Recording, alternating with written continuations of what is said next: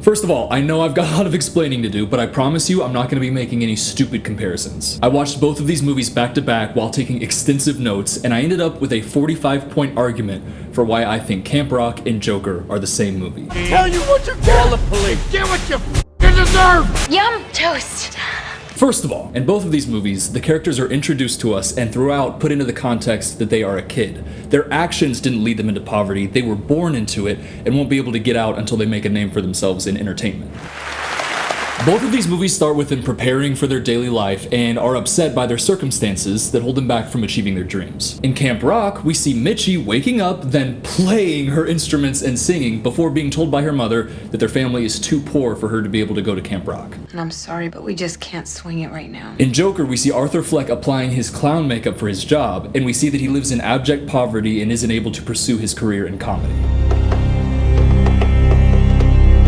Yeah! It's a theme throughout both movies that the main character feels they're most powerful when they're expressing themselves artistically. For Mitchie, that's through her singing, and for Arthur, that's through his dancing. It's actually really cool in Joker how when Arthur gets his gun, he's like dancing in the room feeling the power, but then he shoots and is scared. But then after he kills those guys in the subway, that's when the dancing in the bathroom scene happens, and you see that he's like relishing the power. In both movies, we see the main characters Mitchie and Arthur watching TV with their moms. On the TV, they see a celebrity who plays a major role in the film, Shane Gray in Camp Rock and Murray Franklin in Joker. Both characters are discouraged that they aren't happy in life, but a strong female figure encourages them and they both are actually receptive. For Mitchie, it's her mother's encouragement. You're going to Camp Rock! And for Arthur, it's his social workers. I've been using it as a journal, but also as a joke diary.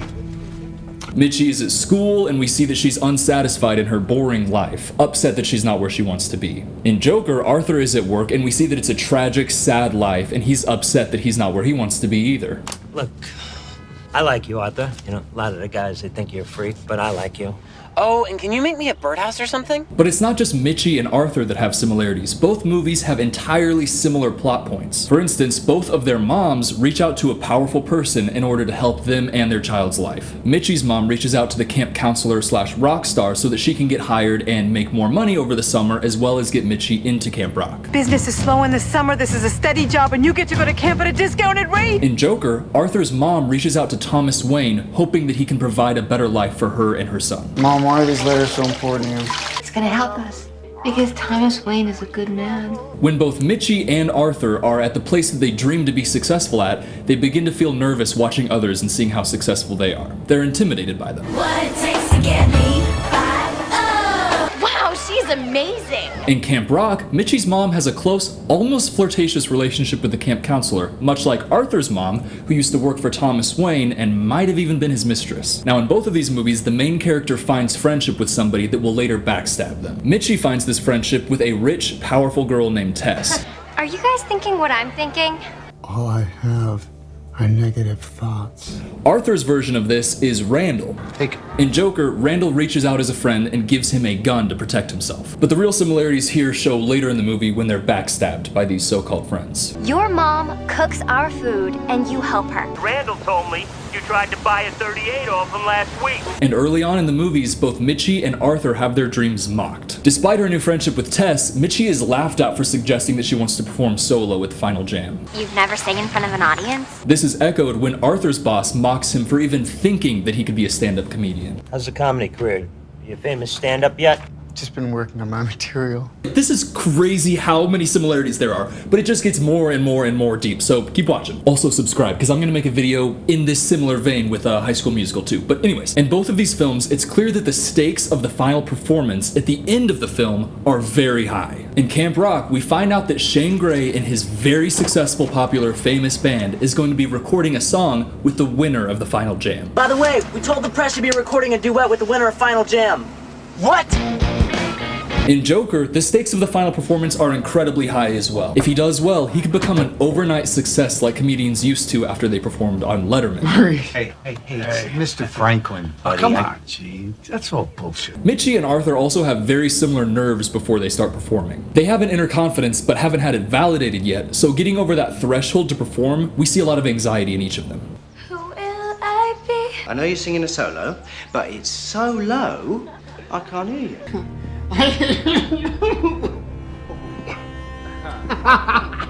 This is more of a subtextual thing, but I have to mention it. Shane Gray and Murray Franklin both find something very special about Mitchie and Arthur, respectively, but they don't know who they really are. This is one of my favorite points of similarity, because Shane overhears Mitchie singing, but he doesn't see her face. He becomes obsessed with her voice without knowing who she is. Hello? In Joker, Murray Franklin shows a clip of Arthur bombing on stage, but he doesn't know who Arthur really is. You can say that again, pal. Both Shane and Murray want to utilize these people for entertainment without knowing who they really are, if that makes sense. Both Mitchie and Arthur abandon their mothers. They kick them to the curb to get what they want. For Mitchie, it's to look cool in front of her friends. She lies to the other campers and says that her mom is the president of Hot Tunes TV in China, not the camp cook. Of Hot Tunes TV in China. And Arthur abandons his mom by killing her. The themes are similar, though. It's a fucking comedy. What? I know things. And both Mitchie and Arthur make a lot of sacrifices throughout the movie and run errands for their mom. Why don't you go take the trash out to the dumpster and then set up in the mess hall? Before he kills her, we see all throughout the movie Arthur picking up her pills, her medication, delivering mail for her, bathing her even. Mom, why are these letters so important to you? Mitchie has to make sacrifices for her mom too, like waking up super early to sneak out and help her mom prepare the food. You're dreaming. You're a rock princess. Another fun little tidbit is that they both write their own material. You write songs? Yeah, but they're probably not that good. Arthur's joke book is a Arthur's joke book is a prominent reminder of his mental state, and Mitchie's written lyrics are actually something that come back to bite her at the end of the film. This is real. This is me. And yeah, that's right, I'm gonna continue calling Camp Rock a film. It's basically the same movie as the multi-Oscar award-winning Joker. So yeah, it's a film. Now when it comes to their first performances, both Mitchie and Arthur struggle at first. But after a moment to breathe, and some encouragement by the people they care about, they both end up having a great performance. Who will I be? Now, one thing that is very important in both of these films is the through line, the theme of being seen. In Camp Rock, Mitchie wants to be a solo act, but she accepts a role of a backup dancer in order to be seen and accepted by the popular girls. And in Joker, Arthur wants to be seen as a stand-up comedian, but when the subway clown vigilante gains serious public attention, he feels seen. I think the guy that did it is a hero. Even though no one knows it's him who did it, he knows, and he sees that the world has been impacted by his presence. It begins to take focus in his life, and that sort of attention ends up being what he truly craves. Maybe for Arthur, it was never about being a successful comedian. Maybe it was just about being seen. This one's insane, but when Arthur and Mitchie meet the celebrity that they so admire for the first time, both of their faces are covered in white, and the celebrity is rude to them. You think that killing those guys is funny? I'm Shane. But I'm sure even the kitchen help knows that. Joker and Camp Rock both have a lot of dance scenes, but interestingly, Joker's are way better. It's not all support from the mothers in these films though, as I hinted earlier. Mitchie is making friends, networking with these very popular, well-connected girls, and her mom admonishes her for not sticking to her morals, even though she's just trying to do what it takes to crawl into the industry from her position. You don't have to lie about who or what you are.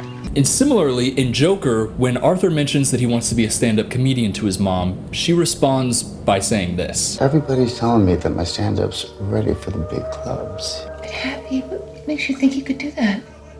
What do you mean? I mean, don't you have to be funny to be a comedian? It might not be the first thing you think about with Camp Rock, but both it and Joker are largely about class warfare. Okay, that was on purpose. Doesn't matter. Anything makes that outfit look better. But in the food fight scene here in Camp Rock, that's what it's about. And it's a general theme about Mitchie's entire character arc. In Joker, it's much more apparent as the class warfare takes place in a lot of riots that are happening throughout the film, the news talking about how the impoverished are rising up against the higher class, and the overall world of Gotham itself is just about class warfare. And a lot of these things are the direct result of what Arthur did on the subway. In both movies, a powerful figure disproportionately punishes somebody when they didn't really do anything wrong. After that food fight, Caitlin is the one who's punished for starting it, even though Tess is the one who instigated the whole thing. Enough. Arthur is fired by his boss after dropping a gun in a children's hospital.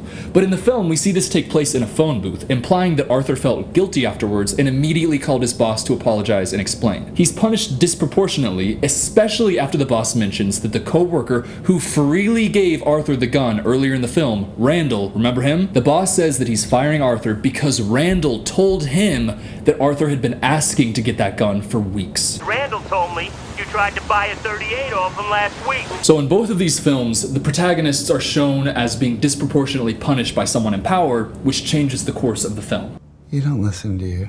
What? Both Mitchie and Arthur stand up for somebody and are put into a bad situation because they stood up for them. Mitchie shows Caitlin support and is punished indirectly by Caitlin being forced to help in the kitchen, which leads to Mitchie's lies being revealed to her. From here on out, you're on kitchen duty. What? In Joker, Arthur, however intentional or not it was, he saves a woman who's being harassed by finance bros in a subway. After the woman is safe, he becomes the target of these men and has to kill them in self-defense, leading to the clown killer, who becomes the symbol for class warfare in the film. Also, both are careless with food. My partner and I And also, they both like to stab. Thank you, Randall. Thank you so much. I just want Or maybe I wanted to set you up for that. Neither of them are necessarily known at first, but their impact is widespread. Now I just find that girl with a voice. In Camp Rock, until the very end of the movie, Shane Gray is looking for this faceless, beautiful voice that he heard singing, which is Mitchie. And in Joker, the news is non-stop covering the clown killer, but nobody knows that it's Arthur. Until the final performance, just like in Camp Rock. Also, they both have romantic connections with characters that are wildly out of their league. For Mitchie and Arthur, these final performances are going to change their lives, so we see them rehearsing heavily beforehand. Knock, knock. Also, kind of dark, but both of these films deal with themes of suicide. In Joker, Arthur plans on killing himself in that final performance, and we even see him rehearsing it a few times. Which, in my opinion, is a subtle nod to Camp Rock, and how anytime Kevin Jonas was on screen, I wanted to kill myself. I don't really have a problem with that. This one is an incredible similarity. In both Camp Rock and Joker, Hey, Mitchie! the truth about the main character's mothers is revealed in a dramatic fashion which changes the course of the film. I just love that this is so true, because in Joker, Arthur reads a file about his mom, confirming that she'd been lying to him his entire life. And in Camp Rock, Tess reveals to the entire camp that Mitchie's mom isn't the president of Hot Tunes TV in China. She's just a camp cook. Not only does she become an outcast with her peers, but with Shane too. Tricks on me, huh? I was just trying Save to. it for your interview with Pop Informer magazine. Does it look like I'm trying to do a mustache? I'm just looked in the reflection. I'm not trying to do a mustache. It was supposed to... Oh my god, I gotta clip this. There we go. Sorry for looking so ugly the first, half of this entire video. In these movies, both Tess and Randall know something about Mitchie and Arthur and decide to take action to save their own skin. Tess overhears Shane telling his uncle the lyrics that the beautiful voice he overheard was singing. Tess then goes and checks Mitchie's lyric book, which we talked about earlier, and confirms her worst nightmare. It's her. She decides to make sure that Mitchie isn't able to perform at the final jam so that Shane won't ever know that the voice was hers. In Joker, Randall knows that he's the one that gave Arthur that gun, so he goes to his apartment to make sure that Arthur won't tell anyone. He wants to save his own skin and not face any legal troubles because he's pretty sure that Arthur is the clown killer. What's with the makeup then? In both movies, when there's been that revelation and their lives are changed and they've lost everything, they have a breakdown. And at their lowest point, both Mitchie and Arthur are singled out by a celebrity with enormous power and mocked in front of everyone. With all this anger bubbling up inside, Mitchie and Arthur confront the rich pricks that ruin their lives. Arthur confronts Thomas Wayne at an event. What is it with you people? And Mitchie sits with Caitlin at the losers table and then talks back to Tess when she has something to say. Stop talking to me like that. Stop talking to everyone like that. Now, these next things happen at different points of the film, but they're so similar in their impact on what happens and how they push the story along that I feel like I've got to mention them. In order to make sure that Mitchie isn't able to compete in the final jam, Tess frames her for stealing her charm bracelet. That's it. That is my charm bracelet. This compares to how Randall lied about Arthur begging for the gun, which led to his firing and then the rest of the events of the film. Both characters were lied about to an authority figure and punished in a way that changed the course of what happened. Until the end of Final Jam. And then both Mitchie and Arthur faced the consequences for standing up to that rich prick. Because she stood up to Tess, Mitchie was barred from participating in any event until the end of Final Jam. And when Arthur stood up to Thomas Wayne, it was more of an immediate reaction of getting punched in the face, but also he was told that his mother is a lying, crazy lunatic. And in both of these films, as it's leading up to it, it becomes very clear just how important the final performance is going to be. In Camp Rock, Shane Gray's brothers tell him that the press is going to be in attendance of the Final Jam. So there's going to be a lot of cameras, it's going to be good PR, but there's going to be a lot of eyes watching Mitchie's performance. Group hug. And in Joker, it's not just the audience in front of Arthur that he's going to be performing for either. The entire world is going to be watching on TV. And in both films, they've got to be tricky and sneaky to make sure the performance even happens. Mitchie remembers how the camp counselor kept saying that they were barred until the end of the Final Jam, so she decides to just get on stage after it's over. Arthur, meanwhile, has to outrun the cops, hide and blend in with the other clowns who are protesting that night, and sneak a gun onto the stage with him. But it's the 70s, baby. Guns are cool, but I should have had the mustache for right now. Damn it. Now, as both of these characters head into their final performance, they have nothing to lose. I was so hoping you'd catch on. In both Camp Rock and Joker, the final performance is a very intense, dramatic moment that climaxes explosively. Hey, get what you fucking deserve! And as a result of these performances, they're both accepted by their community and get everything they've ever wanted. Meanwhile, the rich pricks get to face the consequences of being pricks. Tess's mom is absent and unloving, and the Waynes are gunned down in an alleyway in front of their child. But that leads to the rise of Robert Pattinson, so I know they're not in the same universe, shut the fuck up. And most importantly, both movies end with a dance number. Now, okay, I know a lot of you probably went into this thinking that I was going to be making like a comedic stretch, but objectively, how do you feel about all that? Which of these points were you shocked by and really agree with, and which are ones that you feel are more tenuous and you disagree with? Because if you disagree with anything here, I will argue with you until I go into my grave. But while I'm doing that in the comments with you, just know that I love you and subscribe!